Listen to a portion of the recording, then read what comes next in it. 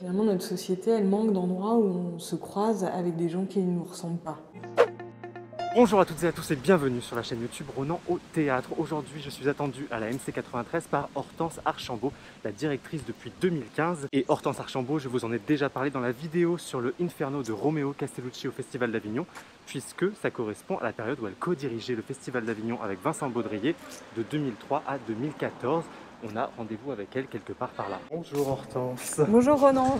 Comment vas-tu? Ça va bien. Cette MC93, là, on est dans le foyer, dans le hall. Et j'ai appris, avant que tu arrives ici, il faisait trois fois moins, il est 3 fois plus petit. Pas 3 fois plus petit, mais c'est un peu l'impression qu'il y avait. Disons qu'il était peint en bleu marine. Ok. Donc en fait, il y a eu un grand chantier de rénovation de la MC qui a duré 3 ans, en fait, où on a été fermé pendant 3 ans, avec l'idée qu'on soit très très ouvert sur la ville. Donc là, tu vois, en fait, on est... Voilà, toute la ville nous voit et on voit la ville. Il y a une sorte de porosité en fait entre l'intérieur et l'extérieur. Ce qui a changé, c'est qu'effectivement on a gagné un certain nombre de mètres carrés parce qu'il y a ce nouveau hall vitré qui n'existait pas avant. Mais sinon, c'est vraiment un effet d'optique puisque c'est simplement en enlevant toute la peinture, en mettant du plancher en bois, en abattant en fait les cloisons pour que les volumes soient différents. Ce que moi je voulais, c'est qu'on puisse avoir un endroit où on pourrait faire des choses différentes. Tu vois, ici, il y a comme une sorte de petite arène qui est dessinée parce qu'on accueille des débats et des lectures, mais de temps en temps, on modifie complètement la manière dont les canapés sont organisés, tout est modulable et c'est vraiment été pensé comme ça. Et les tables aussi, en fait, c'est des petites tables qu'on peut rassembler. Justement, en 2015, tu as été nommée dans ce théâtre qui fermait pour rénovation pendant 2 ans, c'est ça? 3 ans. 3 ans de rénovation. Tu as participé au nouveau projet de la MC93? Alors, dans le hall, oui, mais pas dans le reste du projet, même si je trouve que c'est un projet qui... j'aurais sûrement pas fait mieux, donc c'est parfait. Mais disons que moi, je suis arrivée, effectivement, le théâtre était fermé depuis 1 an. Ok. Donc il y a eu 2 ans de travaux et quand je suis arrivée, le projet des travaux était fait et la seule chose que j'ai fait, j'ai dit oh là là s'il vous plaît, il n'y avait rien qui était prévu pour le hall. J'ai dit il faut qu'on arrive à avoir un petit budget pour modifier le hall. On visite? Ouais. Donc là tu as la billetterie. Laetitia qui sort avec son chien, qui est la responsable du restaurant puisque l'équipe en fait du restaurant est aussi une équipe interne à l'AMC. D'accord. Ce qui fait que quand tu manges beaucoup au restaurant, au lieu d'avoir un dessert, tu as des places de spectacle. Et donc c'est vraiment l'idée de faire en sorte que tout participe à cet esprit des lieux qu'on a envie de créer. Là, on va aller dans le studio, qui est un endroit qui est plutôt dévolu aux ateliers, à la pratique amateur, aux ateliers de médiation et tout ça. Et là, c'est une prof incroyable qui s'appelle Izmini Vlavianou, qui est une prof de théâtre de lycée Louise Michel à Bobigny et qui fait un atelier théâtre. Et donc on va juste passer une tête. Les ateliers comme ça avec les jeunes, ça fait vraiment partie de l'ADN de la MC93 aujourd'hui. Oui, parce que l'idée c'est de se dire que finalement c'est une maison de la culture. On a 1000 manières de rentrer à la rencontre du théâtre et en fait ce qu'on fait c'est qu'on s'autorise toutes les manières, donc les 1001, toutes celles que tu imagines et effectivement souvent la pratique c'est une manière incroyable de rentrer dans le théâtre. Et alors Izmini, je te disais, c'est une professeure incroyable, elle emmène ses élèves partout dans tous les théâtres de la région parisienne et ils voient 15-20 spectacles dans l'année, ils font des choses des spectacles eux-mêmes dans un festival qu'on appelle le Festival des écoles.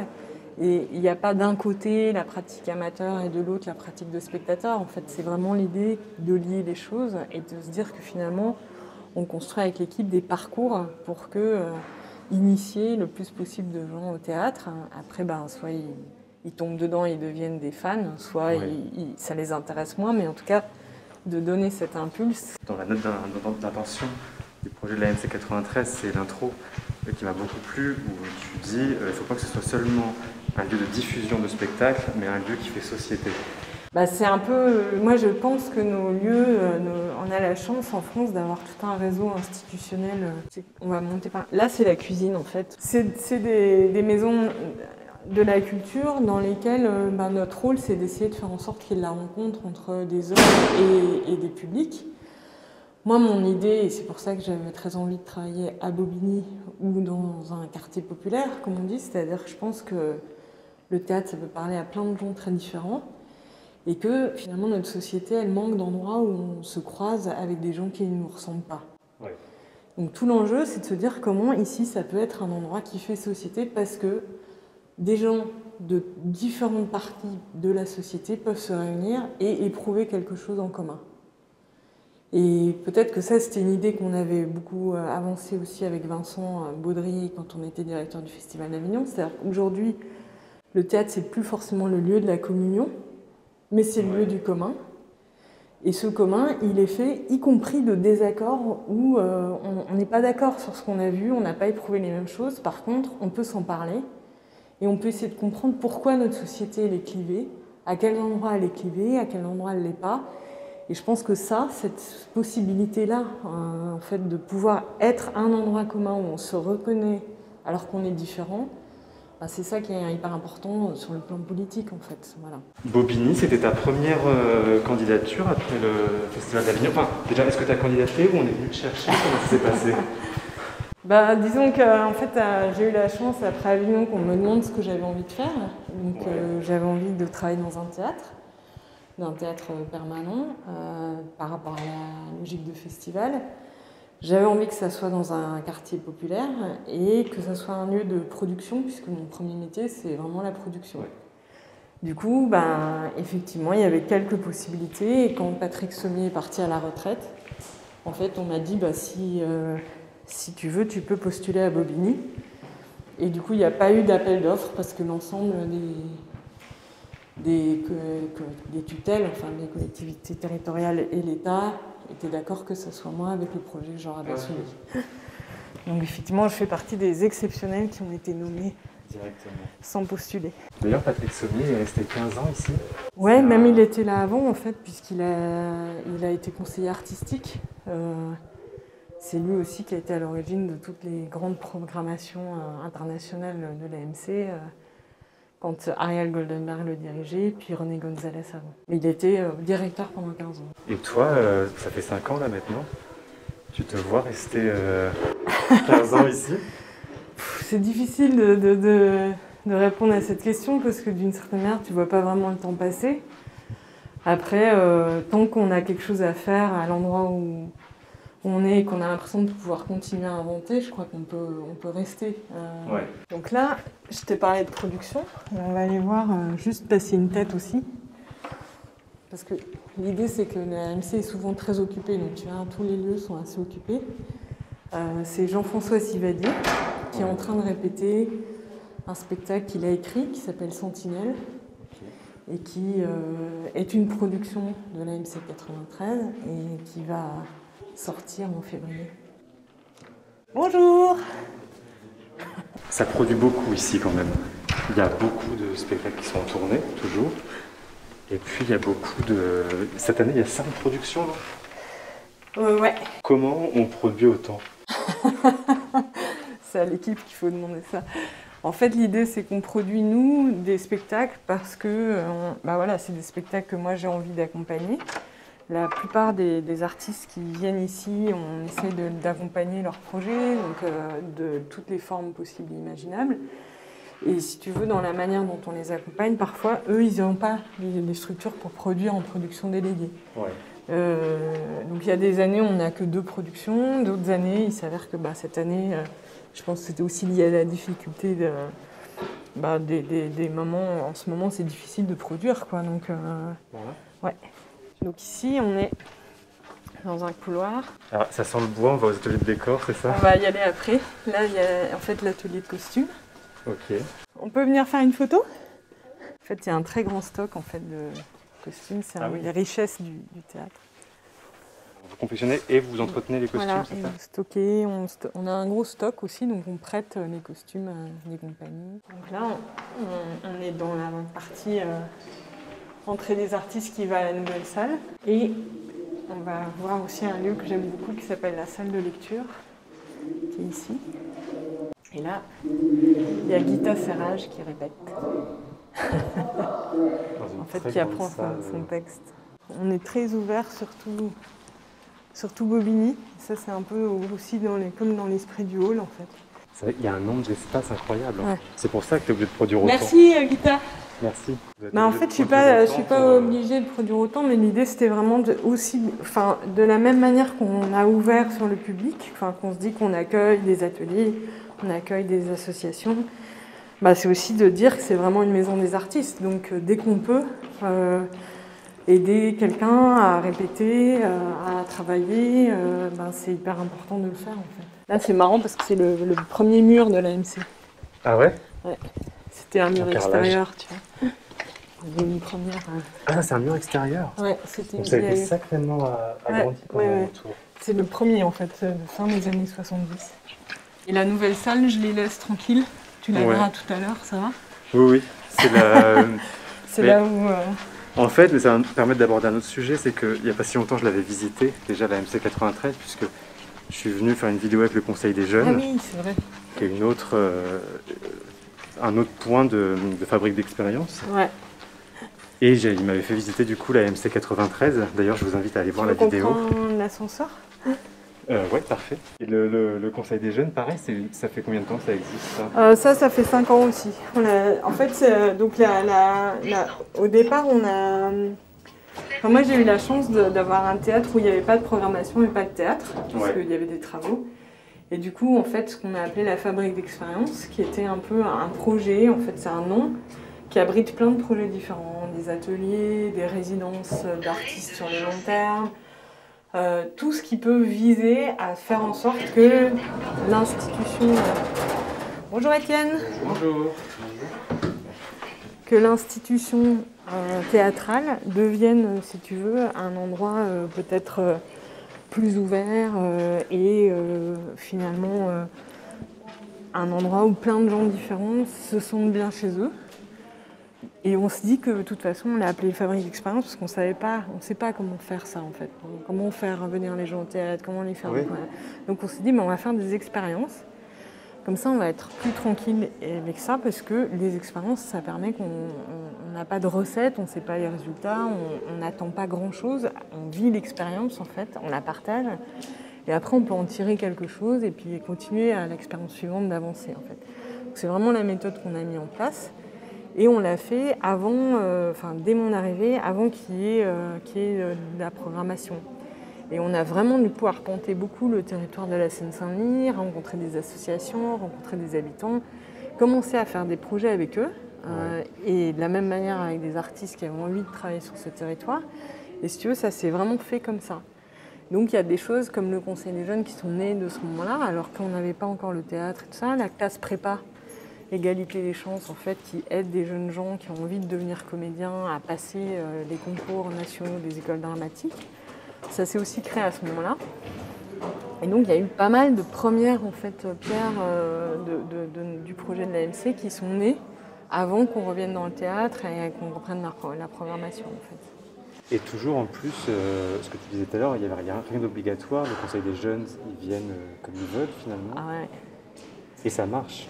Des fois, je dis en rigolant que si j'étais dictateur mondial, le théâtre est obligatoire, mais comme je ne le suis pas, il faut bien qu'il soit volontaire. Donc voilà, mais c'est à peu près une blague, mais c'est-à-dire qu'à un moment donné, on ne peut jamais forcer personne à aller au théâtre, on ne peut jamais émanciper personne. C'est les gens qui décident eux-mêmes de ce dont ils peuvent faire leur miel, quoi. Enfin, c'est-à-dire comment est-ce qu'à un moment donné, ils peuvent... Et on voit bien dans le Conseil des Jeunes... tu vois bien que tout à coup, il y a eu des jeunes, à un moment donné, ils sont rentrés, ils ont poussé la porte et ils ont trouvé quelque chose ici qui leur permet de construire leur vie de manière peut-être plus libre. Et c'est ça qui est le but de ce qu'on va puis trouver une communauté, en fait, aussi. Puis de toute façon, c'est vrai qu'on voit bien que le développement des publics, dans une certaine manière de faire du développement des publics qui a un peu échoué, qui est cette manière un peu paternaliste, où on veut absolument enseigner à d'autres de toute façon, en plus, on est dans une époque où il y a une aspiration des gens à plus d'égalité, à moins de... Voilà, à être aussi leur propre et dans un vrai rapport d'échange aussi. Oui, bien sûr. Je crois que c'est ça aussi qui marche ici peut-être, c'est que c'est vrai que moi je l'ai vu sur le Boris Charmat par exemple, que je suis venu voir en ouverture de saison presque. Ouais. C'est vrai que la MC93, on a un public qui n'est pas le même que partout ailleurs. Enfin, c'est pas le public qu'on voit dans d'autres salles, je ne vais pas citer d'exemple, mais est-ce que tu sais si... Est-ce que tu as vu une évolution du public depuis ton arrivée ici? Ou est-ce qu'il y avait déjà quand même ce travail sur le territoire? Non, je pense que j'ai vu une évolution. Après, c'était compliqué, parce que comme le théâtre a fermé pendant 3 ans, si tu veux, je dis pas qu'on n'est pas parti de zéro, parce qu'il y avait une partie des gens très fidèles qui étaient là. Mais en tout cas, effectivement, on a beaucoup modifié le public. Et je pense qu'à la fois, quand on dit qu'on a vraiment envie, et qu'on le dit, mais c'est pas que des mots, hein, c'est aussi des actes, et c'est une vraie volonté que les gens soient bien accueillis, quels que soient les gens, quel que soit leur parcours, leur âge, leur initiation au code du théâtre. Et ça, c'est hyper important. Et ça, c'est vraiment sincère et volontaire et partagé par toute l'équipe. C'est au cœur du projet. Et de la même manière, les artistes, il y a des esthétiques très différentes. Par contre, c'est tous des artistes qui parlent du monde contemporain et avec une vraie volonté de réfléchir à qu'est-ce que c'est que représenter le monde contemporain sur des scènes aujourd'hui. Donc, si tu veux, moi, je ne réfléchis pas à la programmation en me disant il faut que je trouve des choses faciles pour des publics dont je penserais qu'il faudrait leur donner des choses faciles. Je réfléchis à la programmation en essayant de faire une proposition de ce que je pense être une sorte de pensée. J'espère que les gens viendront tout voir. Bon, évidemment, personne ne vient tout voir, ou très peu, même si on a des aficionados qui ont leur pass illimité et qui viennent voir tout. C'est ça, j'allais dire, il y a le pass illimité qui permet de tout voir maintenant. Mais bon, c'est quand même une petite minorité. Mais en tout cas, voilà, l'idée, c'est de se dire, tiens, pour moi, c'est comme le début d'une conversation, cette programmation sur qu'est-ce que serait le monde aujourd'hui, et avec ce désir vraiment sincère que la conversation réunisse le plus de gens possible et le plus de gens différents possible. Oui, c'est ça. J'ai l'impression que c'est aussi dans la continuité de ce que vous faisiez à Avignon avec Vincent Baudrier, c'est que tu n'as jamais changé ton exigence sur la programmation. Non. Tu as toujours maintenu une programmation qui te plaît et que tu trouves intéressante et qui pour toi raconte ce qu'est le théâtre aujourd'hui. Et ensuite, c'est comment on l'adresse au public. C'est pas quelle programmation pour quel public. Et j'ai l'impression qu'effectivement, c'est aussi pour ça que je viens si souvent peut-être à la MC93, c'est vraiment ce qu'on retrouve dans chaque saison dans le programme, quoi. Bah merci. On va aller dans la grande salle et là je sais pas s'ils sont... parce que donc ce soir il y a Mathurin Bols qui fait les hauts plateaux. Bah, il y a une visite. C'est ce qu'on appelle la mise, il s'échauffe et on remet le décor. Cette salle. Il y a combien de places ici? Alors ça dépend, là comme il y a toute la salle, il y a 850 places en fait. Et ce décor c'est notre atelier qui l'a construit. Préparer la scène. Okay. Alors... Donc là tu as un des constructeurs qui a fait le décor qui raconte à des spectateurs le décor. Il y en a beaucoup. C'est vrai que c'est important, ouais on en a beaucoup. Bah, en plus ce que je te disais c'est que comme ça fait vraiment partie intégrante du projet, évidemment chacun a sa spécialité mais je crois que tous les métiers à l'AMC... Tiens, c'est là l'atelier. Là.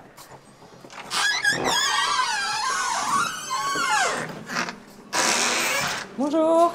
Bonjour. C'est Ronan. Bonjour. Enchanté. Donc là.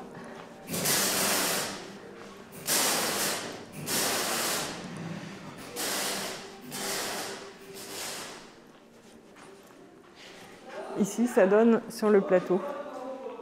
Ah oui, spectacle en cours, merci de ne pas passer. Donc là, tu vois, c'est la grande porte, on a un quai de déchargement, tu livres les décors et ils rentrent. C'est très très grand. Ouais. Et tu pourrais, par exemple, revenir à un outil plus petit après? Bah oui, je crois, en fait. Après, ici, c'est vraiment un outil magnifique, parce qu'il a une histoire magnifique. Moi, quand j'étais étudiante, je venais voir des spectacles ici. Tu vois, c'était un truc... incroyable, donc j'ai une émotion la première fois quand j'ai été nommée et puis je suis venue avant les travaux, le directeur technique m'a fait visiter le lieu. C'était magnifique, quoi. Il y avait une émotion très forte de dire waouh, j'ai la responsabilité de diriger cet endroit magnifique. Après, je crois que c'est pas... Enfin, bien sûr, la taille, c'est important et les moyens aussi, parce que ça te donne des possibilités que tu n'aurais peut-être pas autrement. Mais ce qui est important, c'est qu'est-ce que tu y fais, la cohérence du projet que tu peux y mener, l'équipe que tu arrives à réunir autour de toi et tout ça. Et maintenant, c'est une chose où ici, je suis très bien. C'est un contexte qui est difficile parce que on est entouré. Enfin, c'est un peu l'endroit où toutes les crises arrivent d'abord avant d'autres endroits, en fait. C'est comme si on était un endroit sismique un peu sur les questions d'inégalité, de pauvreté, de difficultés de tous ordres, et en même temps sur le fait que c'est un territoire monde, le fait qu'ici il y a plein de gens merveilleux qui ont des idées incroyables, qui sont cosmopolites de fait parce qu'ils ont différentes cultures à l'intérieur d'eux-mêmes, qu'ils ont une ouverture et qu'ils sont dans des solidarités de fait, parce que de toute façon il n'y a pas d'autre solution. Donc il y a vraiment tous ces aspects-là ici qui font que c'est un endroit hyper fort, hyper attachant et où tu as envie, enfin moi j'ai envie d'apporter le meilleur aux personnes qui sont ici et de faire aussi en sorte que les personnes qui sont ici, qui vivent ici, qui parfois peuvent souffrir de discrimination parce qu'on pense qu'elles auraient moins de compétences que les autres, le fait que tout à coup on se rassemble, que dans les projets des jeunes d'ici et des jeunes de Louis Grand travaillent ensemble, etc. Tout à coup, il y a aussi plein de préjugés, des images qui tombent, et je pense que ça fait partie aussi du travail des théâtres, en fait, justement, quand tu disais comment on fait société, quoi. On fait société aussi parce que on est dans une république où chaque citoyen a accès au théâtre, et une fois qu'on a posé ça, comment on fait? On se retrousse les manches et puis on y va. Et surtout, moi j'ai une foi incroyable dans la curiosité et l'intelligence de l'être humain. Je pense que n'importe quelle personne peut éprouver quelque chose face à une œuvre et que cette chose qu'il éprouvera sera juste en fait.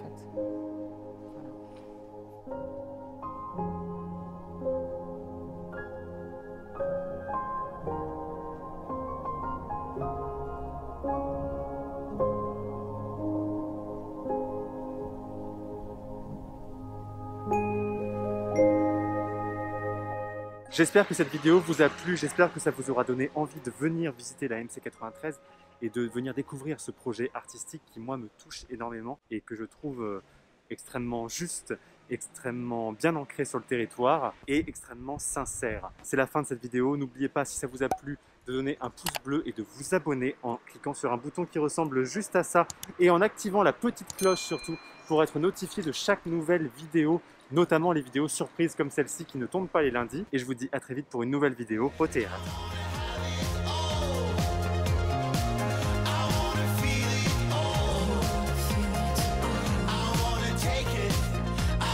Take it.